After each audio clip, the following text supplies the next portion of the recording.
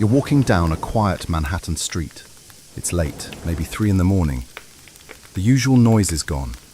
Just the faint hum of streetlights and a stray gust of wind pushing yesterday's newspaper down the gutter. You step onto a small patch of cobblestone, surrounded by pavement. It's uneven, out of place. But those old stones, they've been here longer than the pavement, longer than the buildings, longer than this city's name. You've just stepped into a piece of forgotten architecture, one laid by Dutch hands nearly 400 years ago. And tonight, we're going to sink, slowly, sleepily, into that past.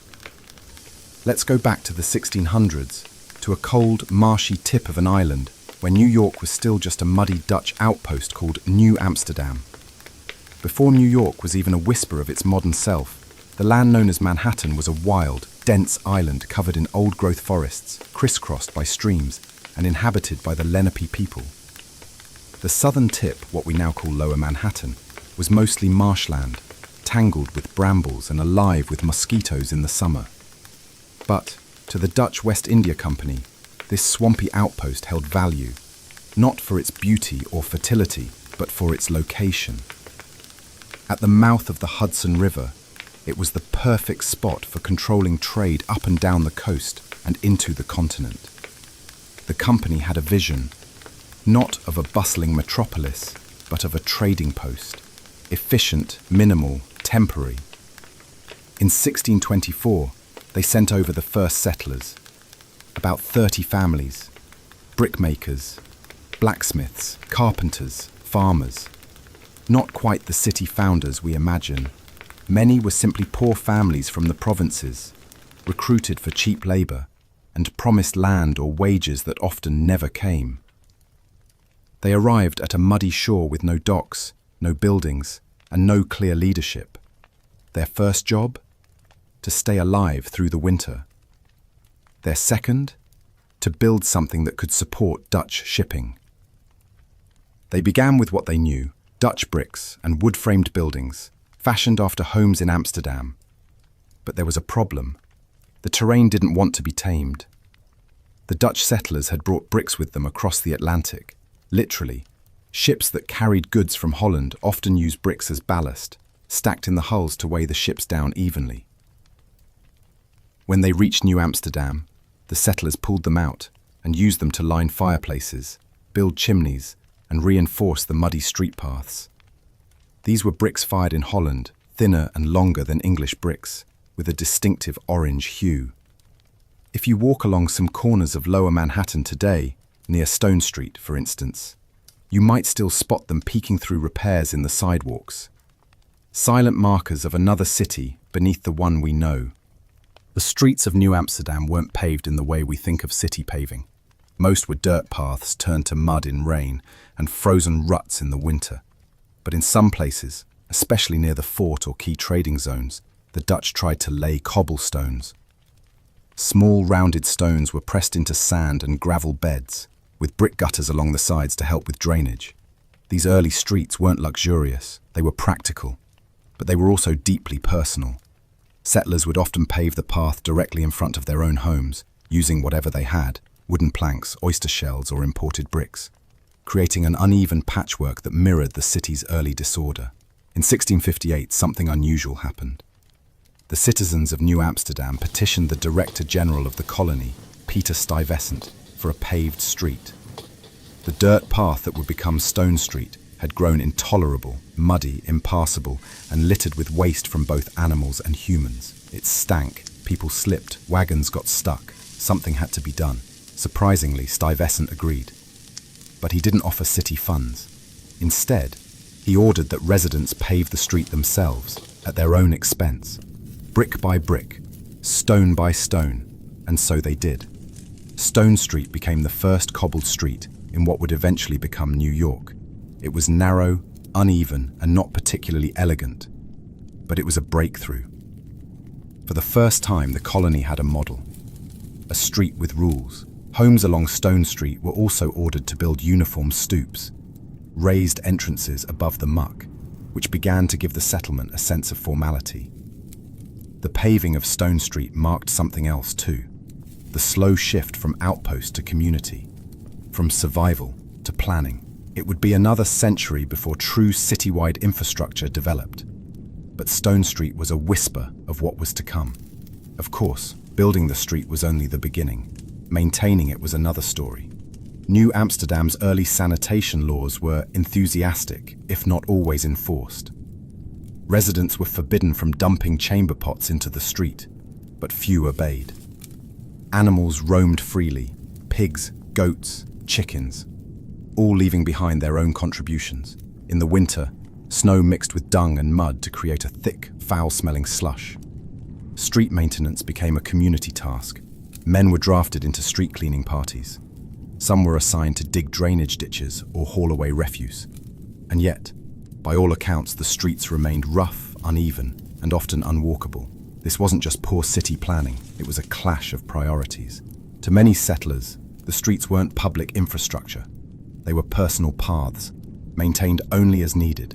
The idea of a citywide urban plan, that would take centuries to fully materialize. Still, these early attempts, especially the paving of Stone Street, laid the psychological foundation for the future New York City. A place where structure, order, and architecture would eventually emerge from chaos. So the next time you walk over a patch of cobblestone in Lower Manhattan, remember, beneath your feet lies not just stone, but a strange, stubborn experiment in Dutch urban design. An effort by poor settlers to make the swamp livable, one cracked brick at a time. But what happened to New Amsterdam after the Dutch left? And how did their odd little colony, filled with half-finished streets and patchwork homes, transform into a city built on grids, skyscrapers, and ambition? That's where we'll go next. When we left off, New Amsterdam was still a young Dutch outpost, muddy, slow-growing, and barely stitched together by hand-laid bricks, oyster shells, and uneven cobblestones. Yet for all its disorder, it had begun to resemble something more than a survival camp. Stone Street was paved. Houses had stoops. Gutters had been dug. It was a strange early attempt at urban life, designed by people who weren't even sure the town would last. And then, it changed hands. Without a shot fired, without a single battle cry, the English arrived in 1664 and took New Amsterdam from the Dutch. They renamed it after the Duke of York. And just like that, New Amsterdam became New York. But what happened to the Dutch streets, bricks, and buildings when the English took over? What did they keep? What did they pave over, literally and figuratively? Tonight, we'll walk slowly through this quiet transfer of power and architecture, and how the streets beneath your feet carry the imprints of both colonies. In August of 1664, an English fleet sailed into the harbour. The Dutch, woefully unprepared and internally divided, chose negotiation over bloodshed. Governor Peter Stuyvesant, reluctantly and without much choice, signed the Articles of Capitulation, and with that, New Amsterdam became New York. The English, surprisingly, allowed the Dutch residents to remain, to keep their land and to maintain their customs. Dutch merchants stayed, Dutch families stayed. Even the Dutch Reformed Church continued operating. But while people remained, the shift in philosophy, especially about urban space, was subtle but significant. The Dutch had designed their town in the likeness of home. Amsterdam, complete with canals, narrow, winding lanes, and private plots of land extending into the street. The English had different ideas. To them, a proper city was orderly, linear, gridded, if possible, clean. One of the most striking remnants of Dutch architecture was a canal system, though canal might be generous. The Dutch dug narrow ditches to drain swampy ground and allow small boats to move goods inland. The most famous of these was Herengracht, named after its Amsterdam counterpart. Today, Herengracht is Broad Street. By the 1670s and 1680s, the English began filling in these Dutch canals. The smell, the stagnant water, and the mosquitoes didn't suit them. The Dutch may have accepted their marshy surroundings, but the English preferred dry land, even if it meant burying what the Dutch had built. These fills weren't just practical, they were symbolic. Covering the canals allowed for wider streets, more structured blocks, and eventually the beginning of a recognizable grid. But they also entombed layers of Dutch architecture. Archaeologists today still find canal timber, Dutch bricks, and broken roof tiles beneath Broad Street's surface. The English also brought new materials and styles. Where the Dutch had favoured orange and red thin bricks from Holland, the English preferred thicker, shorter bricks. And when they could, they used stone, grey, blocky, English quarried stone. And later, local stone from New Jersey and the Hudson Valley. This material change started to rewrite the visual landscape of the city. Buildings once faced with imported Dutch brick were refaced or replaced with heavier English masonry. Sidewalks began to appear, lined with broad stone slabs instead of cobbled gutters. The English also brought with them an obsession with uniformity in street planning. They began widening some paths, narrowing others, and enforcing street-front regulations on building facades and setbacks. Little by little, Dutch charm gave way to English order. Yet the old Dutch bricks didn't disappear. Many were reused. Some were crushed and mixed into mortar or landfill. Others still form the foundations of buildings in Lower Manhattan, hidden under plaster or behind renovations.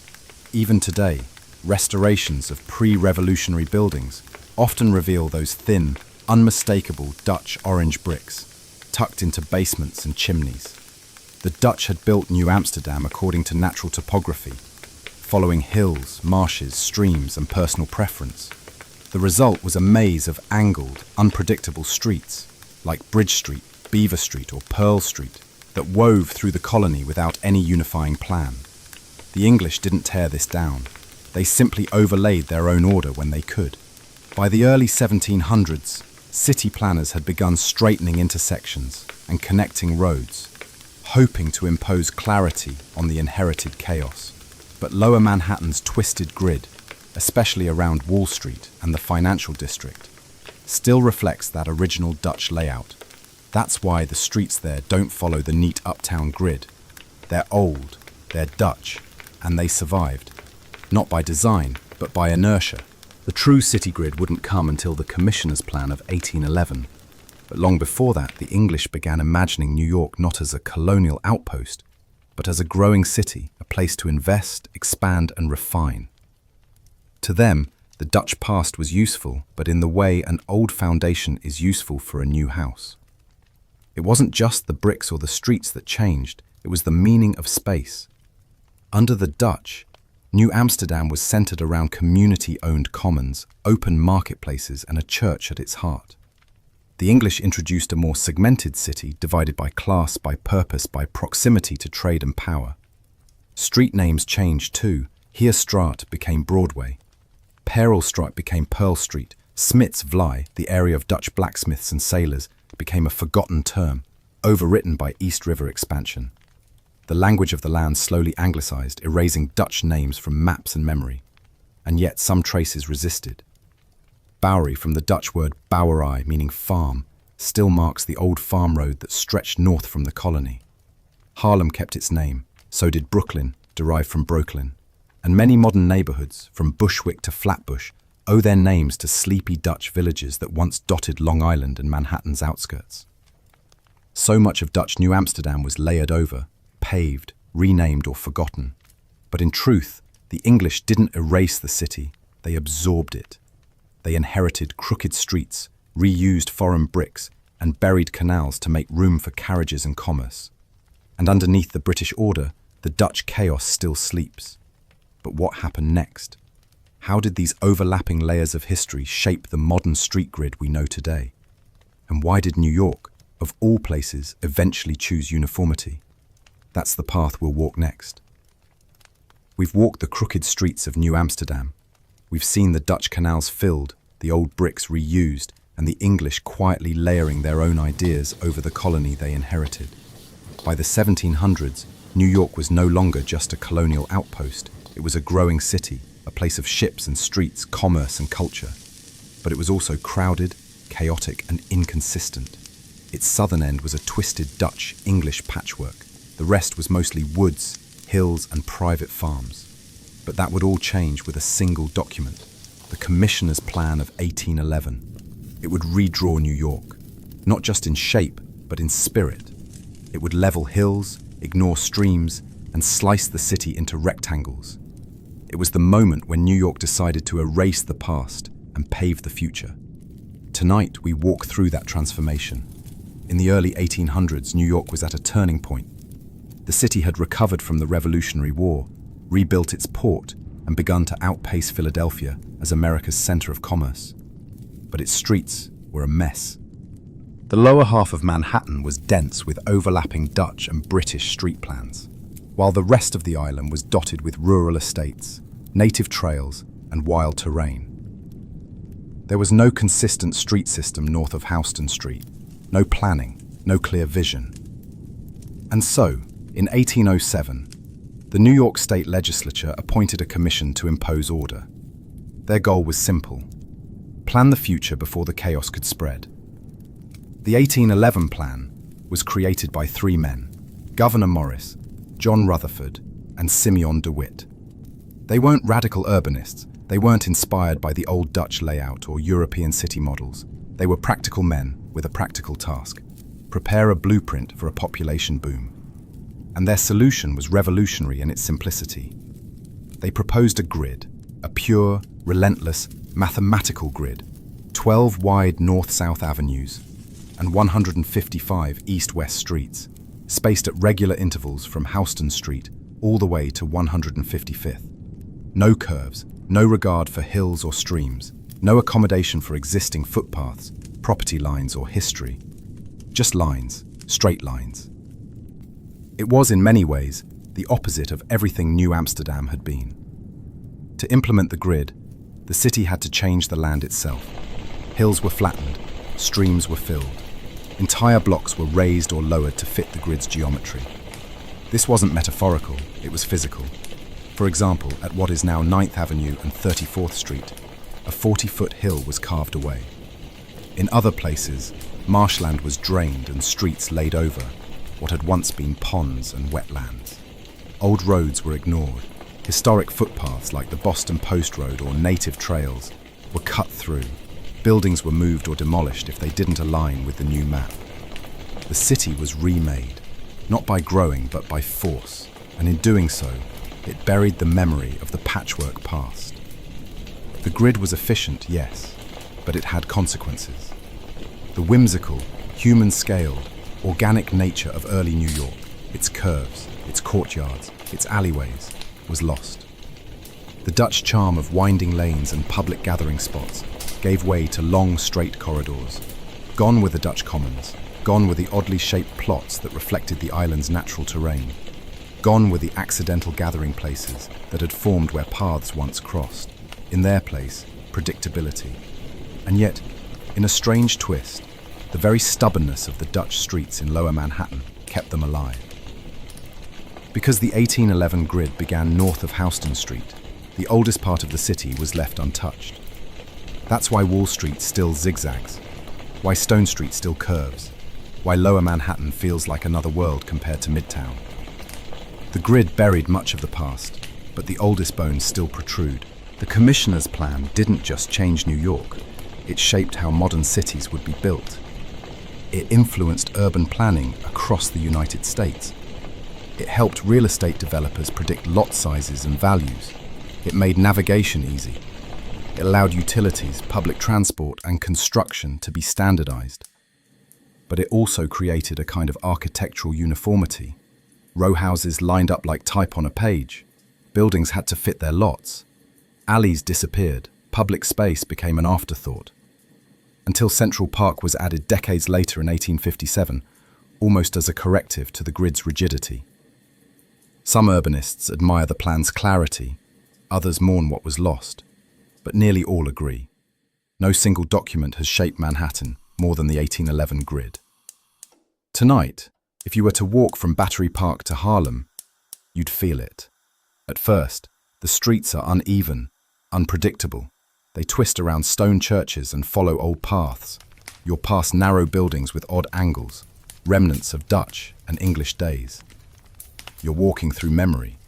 But then, at Houston, something shifts. The city clicks into rhythm. Streets straighten, avenues stretch endlessly. The city becomes a machine, a grid laid over hills and histories. And beneath it all, under the concrete, the asphalt, the subway tunnels, lie the bricks, beams and bones of forgotten New York. The past didn't vanish. It's still there, sleeping, just beneath your feet.